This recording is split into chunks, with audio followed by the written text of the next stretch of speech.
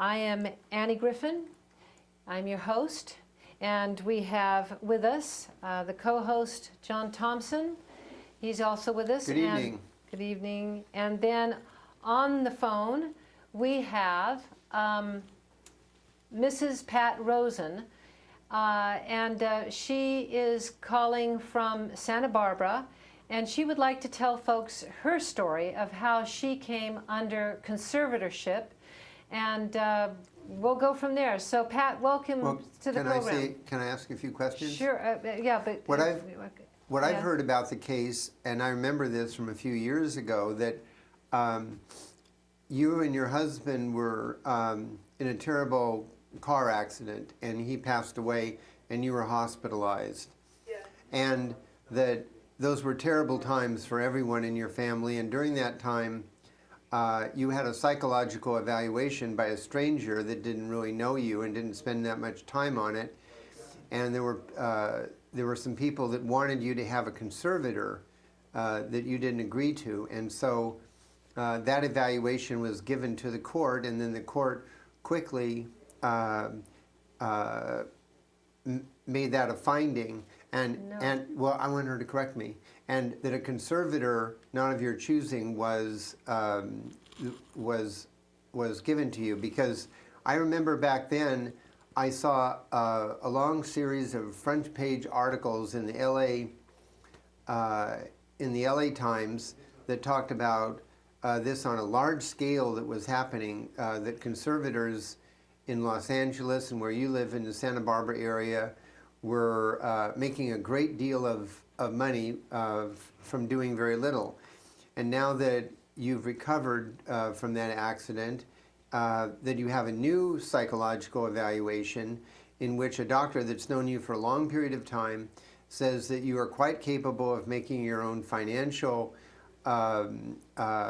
agreements, and that for many years you've had an excellent accountant who will continue to advise you financially, as well as your son and family members. And you're going to court, and in December you hope to be free of this conservatorship, but that there are forces at work that want the conservatorship to continue so that they will flourish financially. Now, is that generally accurate? That is quite accurate, right. Right. Can you tell the audience what happened to you, that got you under this conservatorship? Where my husband was killed, and I was severely injured. My skull was cracked. I had to wear a halo, which is a device that holds your skull together. I had a broken arm, broken leg. I was in bad shape all over. And people thought I wouldn't recover, but I did. And as I was recovering,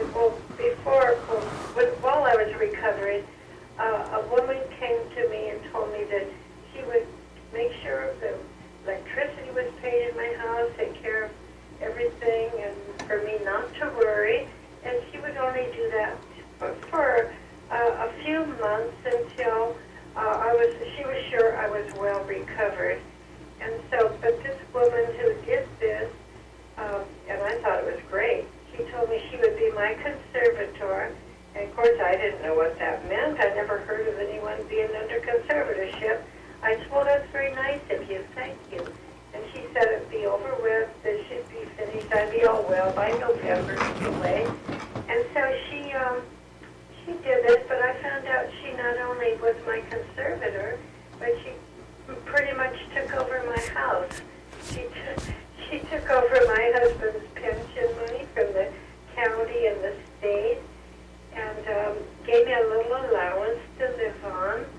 And she did have someone come and... Can you speak up, Patricia? We can barely hear you. Oh. Better. I think I'm talking loudly, but shall I do it again? No, just continue, but try to remember to speak up because the sound system isn't all that great. Okay. Okay, so she took over your house.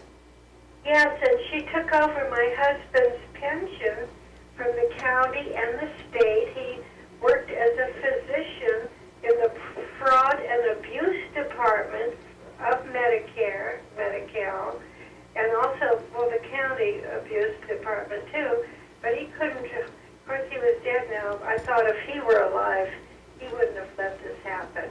You know, he would have been up there so angry. But anyway, here I was, they're taking over my life, they're taking over his money, the retirement money that he said that I would get if anything happened to him from the county and state, which was quite a bit of money. It was at least $1,000 a month. Of course, I got nothing but a little, so much just to buy some groceries with, and a little for my personal expenses, very little money. And that is where I'm at. I recovered fine. I've been recovered now for the last 5 years, but it doesn't matter. The conservatorship was still going on. And so, folks, just for your information, you told me that you have a court-appointed attorney. Is that correct? A court-appointed attorney, correct. You are now under court conservatorship. Is that what's happened? Well, yes, it is. It was by a certain judge who, he is retired, and then he just died not too long ago. And I have a new judge that came in, and when I went to see the new judge the other day, Judge McLafferty went to heaven. Brian's trying to tell you. Can you speak louder, please? Okay, Fred, be quiet. There's a new judge here in Santa Barbara. I went to see her a couple of months ago. I told her the whole situation because the first judge died. So this is a new judge. She told me she couldn't understand why I'm in the conservatorship because she said I seem very, very well and I didn't need to be on the conservatorship, and she would do what she could do. Also, I have a new public guardian who said the same thing. So after all this time and the money spent, and a great deal amount of money that this professional conservator had, but I do have a new judge who's very sympathetic and a new public guardian. So as I stand right now, I'm waiting to see what'll happen and whether I will be able to receive my husband's pension money as he expected me to. Let's see is there anything else? Let's see if there's anything I forgot. Well, I am particularly curious and outraged at the fact that you have consistently written to your public guardian, your public attorney, right?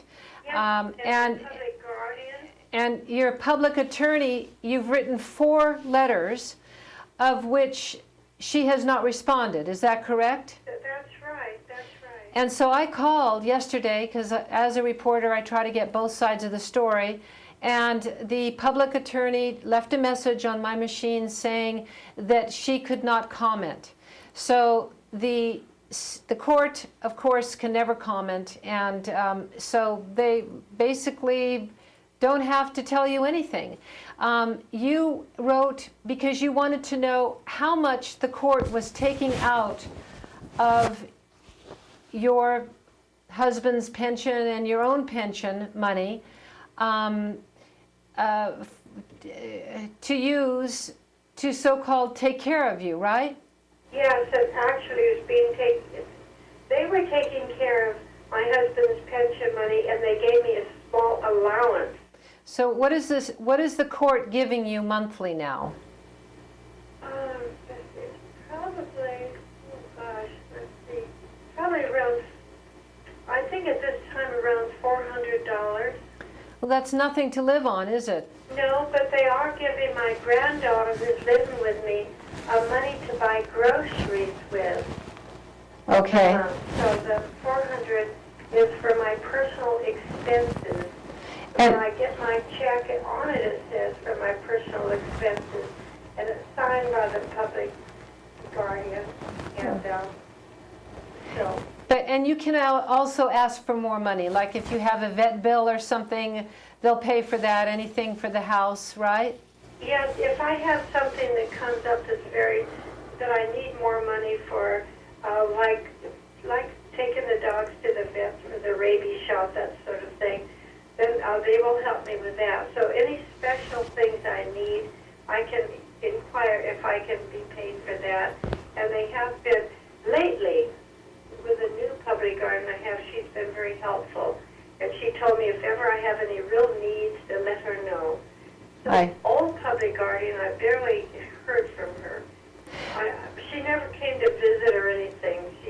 I just paid her the money. I didn't pay it, but it just came out of my husband's pension check. So. And didn't you mention that the first conservator, or I think it was the second, invested $250,000 in an Argentine bank that you have never... That's what I understand, but I still don't know what happened to that money.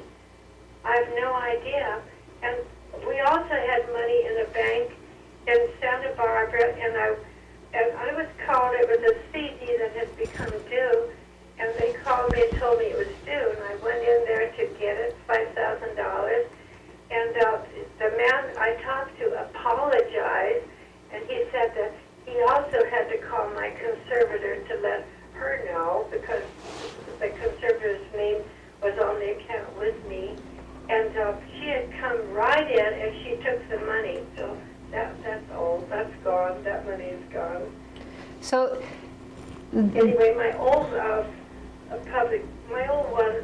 was Barbara. I'm not supposed to give a name. No.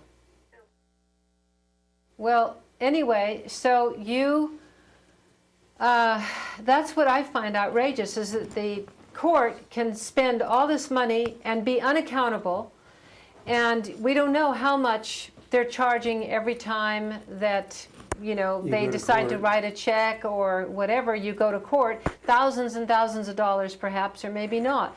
But this is what's happening, folks, and it's not just happening to Patricia, it's happening to people across the country. Now, if she were a homeless woman under the bridge, do you think there'd be any conservators to help her? No, none. They let them die. If you're old and you don't have any money and you don't have a house, you die. And 41 homeless people died in Santa Barbara this last winter. So, that was in the newspaper. So, Patricia, because you were very well off, they are obviously very concerned for your welfare. But they're not concerned for the welfare of old homeless women, are they? No, they're not. And so this is what is happening in our government. They are just taking from people who have money. And if you don't speak up, especially all you rich people out there, and you don't have your things in order, now how did your family play into this? You apparently, was there someone, your elder son, that said you needed to be under conservatorship? Is that how this woman was first contacted and went to the hospital to talk to you? I thought she had two sons. Well, her eldest son I'm talking about now. Oh. So, Patricia? My older son lives in Sweden. He's a psychologist there. And when he was told about my conservatorship, he said, well, he thought that was wonderful, because they explained to him all it was making sure I had my needs met. And they didn't say anything about using all of my husband's retirement money. So when I talked to him, he said that he thought it was wonderful. Then I explained to him what it meant, and he was surprised. Mm-hmm. So you have no idea at this point how much money you have left. You live in or how much the conservator received. Exactly. For, as you say, caring. Right. Paid to care. Right, paid to care. And so do you have, what do you say to the folks out here? What do you think should be done? I think that they have to think twice and do what they can, get a good attorney, find out what this conservator is doing. Who can can become a conservator. You don't have any particular degree that I can find. So I've been around for a long time now. For the last couple of years, my husband's pension money's been going. And it's amazing. I've got a tape that he made a few months before he died that said, look, if anything ever happens to me, you'll be in South City. And then he said, don't go out and buy a Rolls Royce or anything like that, but use the money to help your family. He was a great guy. And he was joking when he said that because he knows how frugal I really am. But it was quite a bit of money that he expected me to get. And if he knew how little I had been getting, he would turn over in his grave. He really would, somehow. And so you've been fighting this for how many years now, trying to get out of this conservatorship? About 2 years. 2 years? Well, more like 5 years. More like 5 years. Have you been to court about a dozen times over this, or how many times have you been to court? Well, I've been to court a few times. Maybe 8 or 9 or 10 times. I don't know. I keep going to court, and I talked to the judge that was in at that time. I stood up and I told him the whole story, and they didn't. That was the end of it. I didn't hear anything more about it. That was the first Judge McLafferty who died.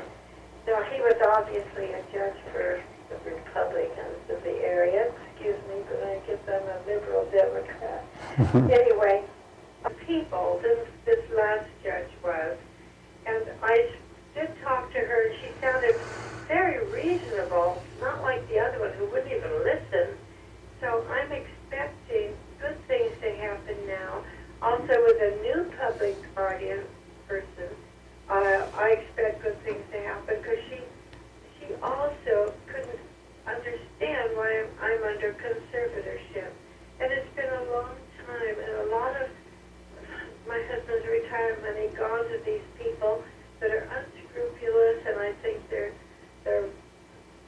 evil, and what they're doing, I feel, has been illegal. It should be considered illegal after all this time. Well, yeah, I mean, you know, that's your money, that's your husband's money, that's your family, that's your children's inheritance, which you... That's what he wanted me to have. Yeah, and so here the court is accusing your children of being, you know, in it for the money, and yet they're in it for the money, you know? That's right, and my children never asked me for anything. That's the amazing part. They're all great. I have wonderful kids. I just love them. And they're very concerned. They care about me a lot. And they never asked me for anything, and I have complete faith in them. And I'm really glad if I completely get out of this, which things look better than they were. But I think about all the people that are put in the same position I was in, that are having a bad time. Maybe they don't have all the friends I have to help me, my wonderful friends, and who go to court with me and stand up for me. And I really appreciate them. But there are a lot of people out there who don't. And what's happening to their lives, I don't know. Well, this shouldn't be happening. It should not be happening. And this is what's happening with our government. This is what's happening with our courts. They're stealing our money.